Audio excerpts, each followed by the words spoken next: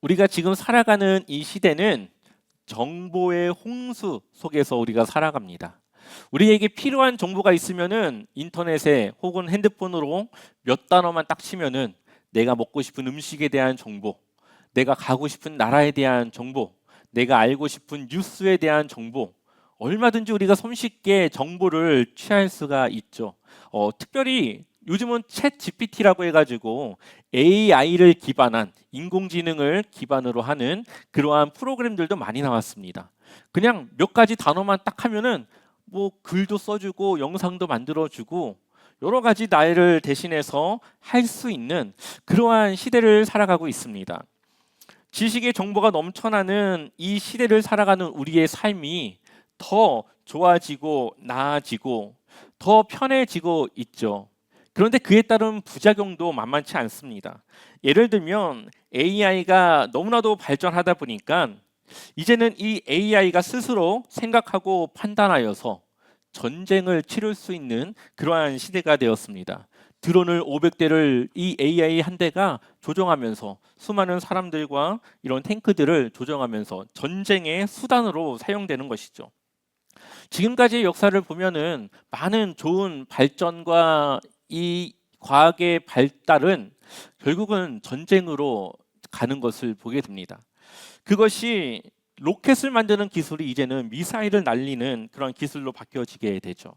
이러한 지식이 많아지고 세상은 좋아지고 있지만 그것을 다루는 것은 누가 다루느냐, 그것을 어떻게 우리가 사용하느냐에 따라서 많은 결과의 차이가 있습니다.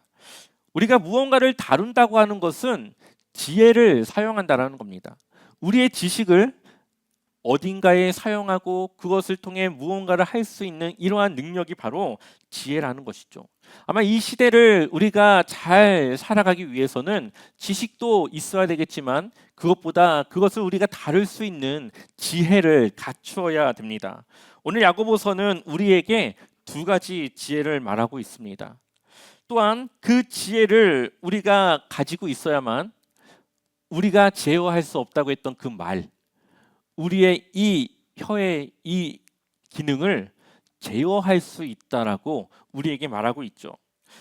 다시 말하면 교사라던가 혹은 교회에서 가르치는 직분을 가진 그러한 분들은 지혜로운 사람이 그 역할을, 그 사역을 감당해야 된다는 겁니다. 여러분들이 생각할 때 지혜로운 사람은 어떤 사람입니까? 질문을 좀 바꿔서 하나님이 보시기에 지혜로운 사람은 어떤 사람일까요? 성경을 잘 아는 사람?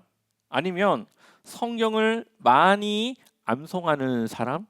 혹은 선한 삶을 사는 사람? 정답은 성경을 삶으로 살아내는 사람입니다. 성경의 지식을 자랑하지 않고 그 성경의 지식이 삶으로 나타나는, 지식에서 인격이 되어지는 그러한 삶을 살아가는 사람이 지혜로운 사람입니다. 왜 그러냐면은 삶이, 그 성경의 지식이 삶으로 바뀌어졌다, 인격이 되어졌다라고 하는 것은 그의 삶의 그 중심에 하나님이 있다라는 거죠. 그 사람은 하나님을 의식하는 사람입니다. 그것을 잠언이 말해주고 있습니다. 우리 한번 잠언 9장 10절 말씀 같이 읽어보겠습니다. 여호와를 경외하는 것이 지혜의 근본이요 거룩하신 자를 아는 것이 명철이니라. 아멘. 지혜의 근본이 뭡니까? 여호와를 경외하는 것. 여호와를 경외한다고 하는 것은 늘 내 앞에 여호와를 두고 살아가는 삶을 말합니다. 그래서 하나님을 사랑하기도 하지만 죄 앞에서는 하나님이 두렵기도 하는 그러한 그 하나님을 내가 의식하고 인식하고 하나님 앞에서 내 삶을 다스리며 살아가는 사람, 그 사람이 바로 지혜를 가진 그러한 사람이라는 것을 우리에게 말하고 있는 것이죠. 결국은 교회 안에서 교사 혹은 가르치는 사람은 지식이 많은, 지식을 많이 전할 수 있는 사람이라기보다는 자신이 가지고 있는 성경의 그 지식을 삶으로 살아갈 수 있는, 그러한 지식이 인격으로 나타날 수 있는 그러한 사람이어야 된다는 것을 말하고 있습니다. 그러면 그 사람의 언변이 어떡할까요? 당연히 더 좋은 그러한 언변을 가지고 사람을 대할 겁니다. 야고보서는 오늘 우리에게는 두 가지 지혜가 있다라고 말합니다. 근데 그 두 가지는 우리가 같이 가지는 것이 아니라 어떠한 지혜를 가져야 될지 우리가 선택하라고 말씀하고 있습니다. 첫 번째로 우리가 가질 수 있는 지혜는 위로부터 오는 지혜입니다. 야고보서 3장 13절 우리 한번 읽어보겠습니다. 너희 중에 지혜와 총명이 있는 자가 누구냐? 그는 선행으로 말미암아 지혜의 온유함으로 그 행함을 보일지니라. 아멘. 지혜라는 것은 믿음과 같이 눈에 안 보이죠. 그 사람이 지혜가 있는지 없는지는 무엇으로 알 수 있을까요? 그 사람의 행동, 그 사람의 삶을 통해 알 수 있습니다. 그래서 13절을 보면 선행으로 말미암아 지혜의 온유함으로 그 행함을 보일지니라. 아멘. 여기서 보면은 선행이라고 하는 이 선하다라는 것을 영어로는 굿이라고 말합니다. 우리가 좋다라고 말하는 굿이 이 선하다라고 하는 뜻도 있어요. 그런데 이 굿이라고 하는 단어를 다시 헬라어, 신약 성경의 그 원어인 헬라어로 바꾸어 보면은 두 가지 단어를 쓸 수가 있습니다. 하나는 아가토스라는 말인데요. 이것은 그냥 태어나면서 착한 사람, 태어나면서 본성이 착한 사람을 말해요. 이 사람은 교회를 다니지 않지만 그냥 본성이 착해서 그 삶이 그냥 착한 거예요. 근데 또 한 가지 표현은 칼로스라고 하는 단어입니다. 이것은 사랑스러운이라고 하는 뜻을 가지고 있는데 주님의 백성으로서 선한 삶을 살아가는 사랑스러움이라고 하는 뜻을 가지고 있습니다. 그러니까 이 사람의 본성은 그렇게 착한 사람은 아니지만 하나님의 백성으로서 선행을 베풀며 선한 삶을 살아가는 거죠. 주님 때문에 바뀌어진 그 선함을 가진 사람을 말합니다. 야고보서가 말하는 지금 선행으로 말미암아 그 모습을 보이라고 하는 것은, 지혜를 보이라고 하는 것은 두 번째 바로 이 칼로스라고 하는 단어를 쓰고 있는 겁니다. 내가 타고난 그 선행이 아니라 내가 갖고 있지 않은 그 선행을 주님의 백성으로서 주님을 위하여서 내가 베풀며 살아가는 겁니다. 그래서 그러한 선행의 그 삶이 사랑스러워 보이는 거죠. 그래서 이 칼로스라고 하는 단어가 바로 여기서 쓰이고 있습니다. 그래서 어떤 신학자는 이렇게 표현을 하기도 합니다. 지혜의 목적은 선한 사람을 착하게 만드는 것이다. 그러니까 선하지만 그 사람을 더 선하게, 더 착하게 그렇게 만들어주는 것이 바로 이 지혜의 목적이라는 것이죠. 그리고 지혜의 근본은 바로 여호와를 경외하는, 내 앞에 여호와를 두고 살아가는 그러한 삶으로부터 나오게 되는 것입니다. 근데 여기 보니까 선행은 온유함으로 나타난다고 말합니다. 누군가를 대할 때 부드러움으로, 온화함으로 상대방을 진정시킬 수 있고 안심시킬 수 있고 그 사람이 나에게 자신의 속마음을 말할 수 있을 정도의 그 친절함을 베풀 수 있는 그러한 온화함의 선행이 바로 그 사람의 지혜를 보여준다라는 거죠. 또 한 가지 지혜는 바로 세상의 지혜입니다. 야고보서 3장 14절 같이 읽어보겠습니다. 심기심과 경쟁심이 있으면 자랑하지 말고 진리를 거슬러 속이지 마십시오. 아멘.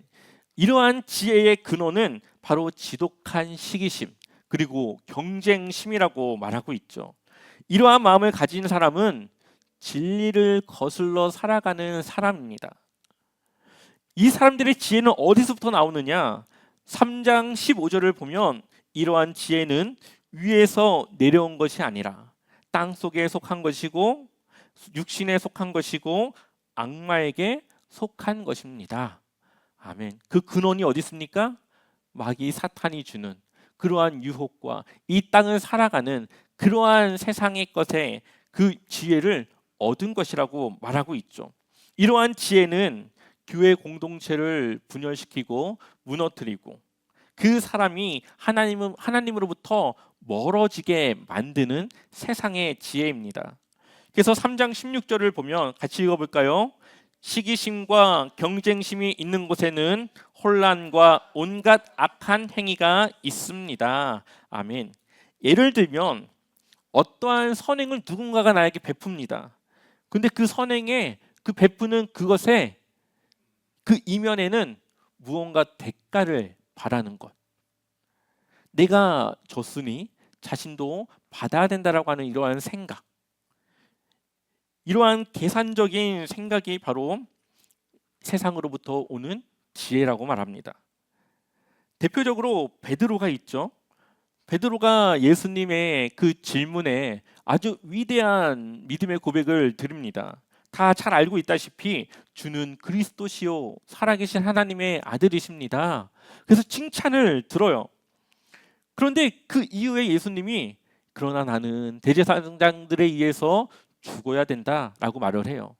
그러자 베드로가 뭐라고 말하냐? 마태복음 16장 22절 우리 같이 읽어보겠습니다.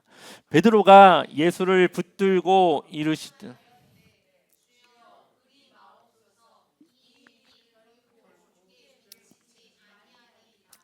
아멘. 베드로의 마음이 어떻습니까? 예수님을 너무나도 생각하는 그러한 말이죠. 예수님이 죽으신다고 하니까 이 이면에는 내가 목숨을 걸어서라도 예수님의 그 죽음을 막아보겠습니다. 이러한 예수님에 대한 생각을 표현하고 있습니다. 그런데 예수님은 이러한 베드로의 말에 뭐라고 말하셨을까요? 23절 같이 읽어볼게요. 예수께서 돌이키시며 베드로에게 이르시되 사탄아 내 뒤로 물러가라. 너는 나를 넘어지게 하는 자로다. 내가 하나님의 일을 생각하지 아니하고 도리어 사람의 일을 생각하는도다 하시고 아멘. 베드로가 예수님을 위해 자신의 그러한 선행, 선한 마음, 그러한 의리를 말한 것 같지만 그것이 도리어 하나님의 일을 생각한 것이 아니라 누구의 일을요? 사람의 일을 생각했다라고 말하고 있죠. 이때 당시 베드로뿐 아니라 모든 제자들은 관심이 어디에 있었느냐?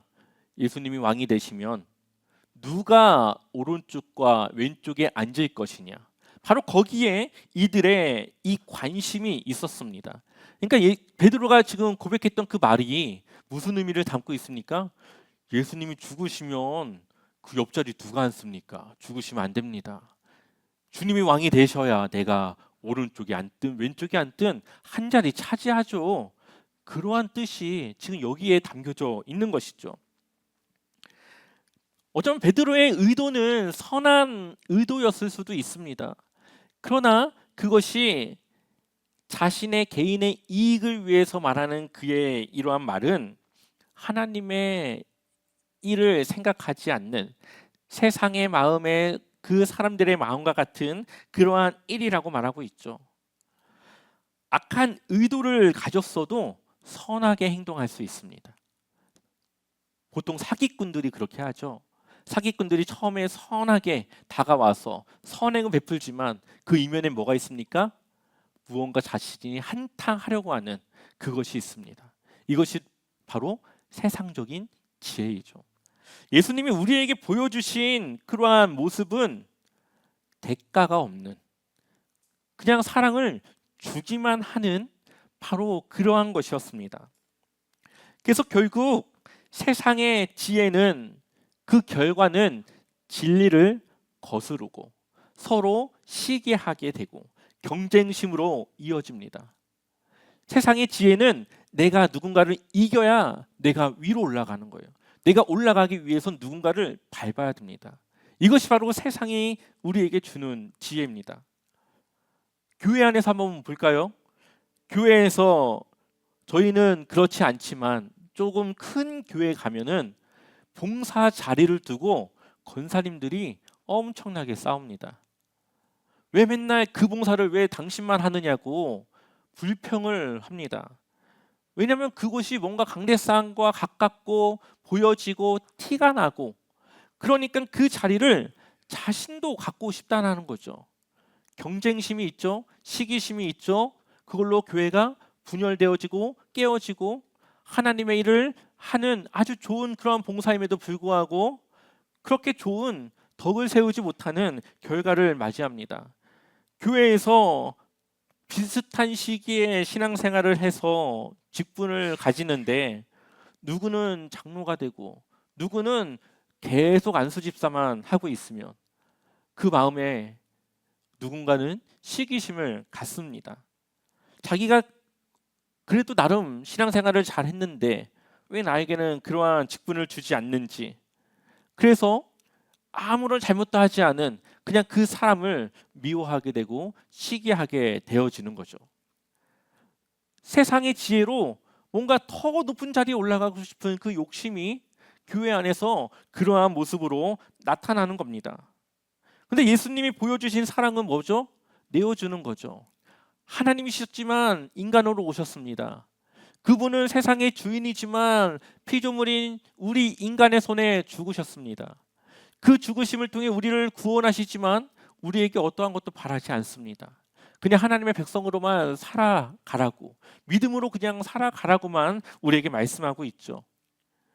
예수님의 사랑은 그렇게 우리에게 값없이 주신 사랑인데 왜 우리는 자꾸 무언가를 기대하고 대가를 바라면서 뭔가 더 좋은 자리를 우리가 찾기를 원하는 걸까요? 바로 이러한 모습이 이때 당시 야고보 이 사도가 보내는 이 흩어진 교회 안에, 여러 교회 안에 있었다는 겁니다. 예수님의 사랑을 통해 화평을 이루어야 됩니다. 예수님은 우리의 막힌 담을, 하나님과의 막힌 담을 헐으셨고 이방인과 유대인이 하나 되게 하셨고 남자와 여자의 경계를 없애셨고 종과 주인이 형제로서 서로 동등한 위치에 살아가게끔 만들어 주셨는데, 지금 우리가 가지고 있는 이 믿음은, 지혜를 가지고 살아가는 이 지혜의 결과는 그렇지 못할 때가 있다라는 겁니다. 야고보서 3장 17절 말씀 한번 읽어볼까요? 같이 읽어보겠습니다. 오직 위로부터 난 지혜는 첫째 성결하고 다음에 화평하고 관용하고 양순하며 긍휼과 선한 열매가 가득하고 편견과 거짓이 없나니. 아멘. 위로부터 난 지혜는 여러 가지 결과들을 가지고 있습니다. 성결은 하나님 앞에서 깨끗한 마음이라고 볼 수 있고요.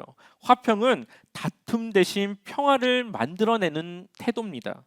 관용과 양수는 상대를 존중하고 그 상대방에 대하여 내가 유연하게 반응하여서 다툼을 일으키지 않도록 하는 그러한 모습입니다. 긍휼과 선한 열매는 실질적으로 이 사랑의 행동의 그 삶이 실천되어지는 것을 말하죠. 편견과 거짓이 없다라는 것은 누구든 똑같이 공의롭게 그 마음을 다해서 진심으로 대한다라는 것을 말하고 있습니다. 결국 이 여러 가지가 교회 안에 화평을 이루는 겁니다. 이 여러 가지가 결국 교회를 하나 되게 하고 분란보다도 서로를 위하는 그러한 모습으로 만들어내는 겁니다. 교회 안에서 생각이 맞지 않습니다. 하지만 나의 관용으로 양보한다면 교회의 분란이 일어나지 않는 거죠. 내가 양순하여서 상대방의 말을 존중하고, 좀 거친 말이 와도 그것을 내가 양순하게 그것을 좀 받아들여서 유연하게 잘 넘기면 분란이 일어나지 않습니다. 교회의 분열과 분란이 아닌 평화와 화평을 만들어내는 모습이죠. 가난한 자가 오든 부한 자가 오든 편견 없이 진심을 다해서 그 사람을 대하면 누구든지 기분 좋게 그 마음을 가지고 교회에 와서 예배를 드리고 갈 수가 있습니다. 또한 나의 선한 행실에 대해서 대가를 바라지 않고 그냥 주님의 그 사랑을 전한다라고만 생각해서 그 사랑을 주면 그 사람이 나에게 무언가 진심이 아닌 다른 이면에 뭐가 있는가를 의심하거나 나를 경계할 필요가 없게 되는 것이죠. 이러한 여러 가지 모습은 결국 교회를 분열보다는 화평, 하나님과의 멀어짐보다는 가까워지게 하는 그러한 결과를 가져오게 됩니다. 바로 이러한 결과가 바로 하나님이 주시는 위로부터 오는 지혜의 결과라는 거죠. 그러니 여러분들의 삶에 내가 가지고 있는 지혜는 어디에 있나, 이걸 봤을 때 여러분들이 만나는 그 사람들과의 그 관계 속에서 나는 어떠한 결과를 만들어내는가? 나는 어떠한 지혜로 이 세상을 살아가는가? 이것을 돌아본다면 우리의 지혜가 그 열매가 어디에 어떠한 결과를 보여주는지를 알 수가 있습니다. 그래서 야고보는 우리에게 세상의 지혜로 살아갈지 하나님이 주시는 위로부터 오는 지혜를 가지고 살아갈지 선택하라고 말하는 겁니다. 야고보서 1장 5절 말씀 한번 읽어볼까요? 같이 읽어보겠습니다. 너희 중에 누구든지 지혜가 부족하거든 모든 사람에게 후히 주시고 꾸짖지 아니하시는 하나님께 구하라. 그래야면 주시리라. 아멘. 이 지혜를 누가 주십니까? 하나님이 주시는 거죠. 야고보는 처음부터 이 지혜를 하나님께 구해라. 그 지혜가 하나님으로부터 나에게 주어질 수 있도록 지혜를 구하라고 말하고 있습니다. 우리가 날마다 하루를 시작하며 하나님의 지혜를 구해야 되고 매 순간 하나님께 지혜를 구하여서 더 나은 선택과 더 나은 결과를 가질 수 있도록 우리는 속으로 늘 하나님의 지혜를 구하며 살아가야 되는 것입니다. 하나님은 우리의 지혜가 부족하다고 꾸짖지 않으시고 우리가 구하면 그것보다 더 많은 지혜를 통해 더 후히 주실 것이라고 말하고 있습니다. 우리의 이 교회는 주님의 공동체는 이러한 주님의 지혜를 통해 하나 되게 만들고 서로에게 덕을 세워가는 그러한 교회가 되어줘야 되는 것이죠. 이렇게 주님의 지혜를 구하며 의지하며 살아갈 때에 우리의 근본이 바로 하나님을 경외하는 삶으로 하나님의 말씀이 내 삶의 인격으로 바뀌어지게 되는 겁니다. 이제는 지식만 전하는 것이 아니라 그것을 내 삶의 인격으로 보여줘서 그것을 말하지 않아도 그것을 알 수 있도록 그렇게 하는 것이죠. 우리가 교사로서 가르치는 그러한 사역을 하는 그러한 사람들로서 이 교회로 오는 새신자들에게 혹은 지금 우리가 가르치는 이 아이들에게 다음 세대에게 하나님의 지혜가 어떠한 것인지를 우리가 보여주어야 합니다. 말씀만 잘 전하는 것이 아니라 그것이 우리의 삶의 인격으로 나타나야 되는 겁니다. 그리고 그리스도인들이 어떻게 하나님의 지혜로 살아가는지 세상의 사람들에게 보여줘야 되는 것이죠. 우리 모두가 그렇게 하나님의 말씀을 통해 얻은 지혜로 살아갈 때에 우리 제자와 삼교회는 누가 오든 행복과 기쁨을 누리고 그것을 채우고 받아갈 수 있는 그러한 교회가 될 것입니다. 여러분들이 날마다 하나님께 지혜를 구하셔서 지식이 아니라 지혜로 그냥 지식만 자랑하는 것이 아니라 여러분들의 삶의 인격으로 그렇게 바뀌어진 삶을 살아가시기를 축원합니다.